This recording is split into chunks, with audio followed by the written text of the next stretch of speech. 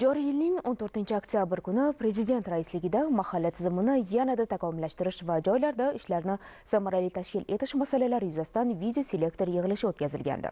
Unda ayrim mahallalar, ko'chalar, qurilishlar atrofi, ariqlar, xiyobonlarda ozodalik talablariga rioya etilmayotgani ko'rsatib o'tilib, qator topshiriqlar berilgandi. Ijodiy guruhimiz poytaxtimizning Shayxontohur va Olmazor tumanlaridagi ana shunday holatlarni o'rgandi. 15-oktyabrdan boshlab respublika miqyosida tozalik va ozodalik oyligi boshlandi. Shaharning markaziy qismida joylashgan Shayxontohur tumani dastlabki manzilimiz bo'ldi. Ishchi guruh tomonidan mahallalar, ko'chalar, qurilishlar atrofi, ariqlar, xiyobonlarda ozodalikni ta'minlashga katta e'tibor qaratilgan. Navbatdagi manzil Olmazor tumani bo'ldi. Hududda 64 ta mahalla bo'lib, unda qariyb 415 ming aholi istiqomat qiladi. Jarayonlarni ko'zdan kechirarkanmiz, Qichqiriq, Chuqursoy, Istiqlol mahalla fuqarolar yig'inlarida bo'ldik. Har bir manzilda turar joylar, ijtimoiy himoya obyektlari, bolalar maydonchalarining ozodaligini ta'minlash bo'yicha rejali ish jadvali tuzilgan. Xususan belgilangan hududlarni tozalashga, obodonlashtirishga mas'ul bo'lgan jismoniy va yuridik shaxslar o'z vazifalarini vaqtida va manzilli bajarmoqdalar. Tasvirga olish davomida shunday jarayonlarga to'g'ri keldik. Maxsus texnikalar, xodimlar o'z vazifalarini to'liq bajarmoqda.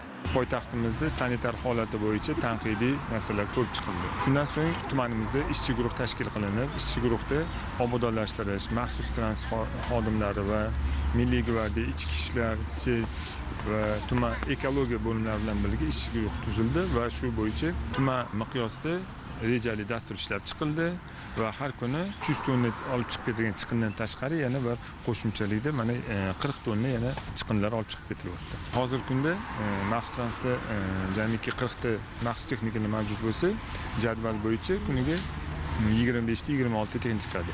Aholidan iltimos bo'lardi. Manimizda 103 ta chiqin yig'ish maydonchamiz bor. O'sha yerga iltimos bo'ladi, o'sha yerga olib chiqish. Bundan tashqari yana ko'cha yuzlarida 15 ta alohida turuvchi modullarimiz bor. Ularga bemalol tashlashsa bo'ladi. Maishiy chiqindilarni ko'chada mana olib chiqishga albatta bu bizani ishlashimizga, bu mahallalarga o'z vaqtida kirishimizga bu to'sqinlik keladi. Shu o'rinda ta'kidlash kerakki, hudud qiyofasining salbiy ko'rinishiga bir tomondan aholining ekologik madaniyati yetarli darajada emasligi sabab bo'layotganligi og'riqli holatdir. Afsuski, shaharning ayrim ko'chalarida maishiy chiqindilarni belgilanmagan joylarga tashlash, qurilish va ta'mirlash ishlaridan so'ng paydo bo'ladigan qattiq chiqindilarni uylar atrofiga to'plash holati aniqlandi. Har bir vaziyat bo'yicha fuqarolarga ma'muriy choralar ko'rildi. Hudud tozaligini ta'minlashga tuman hokimligi, mahalla yetkiligi, mas'ul korxonalar, tashkilotlar birlashgan holda hamjihatlikda ishlashi har qanday masalalarga yechim topish bilan birga aholining ekologik madaniyatini oshirishga xizmat qilmoqda.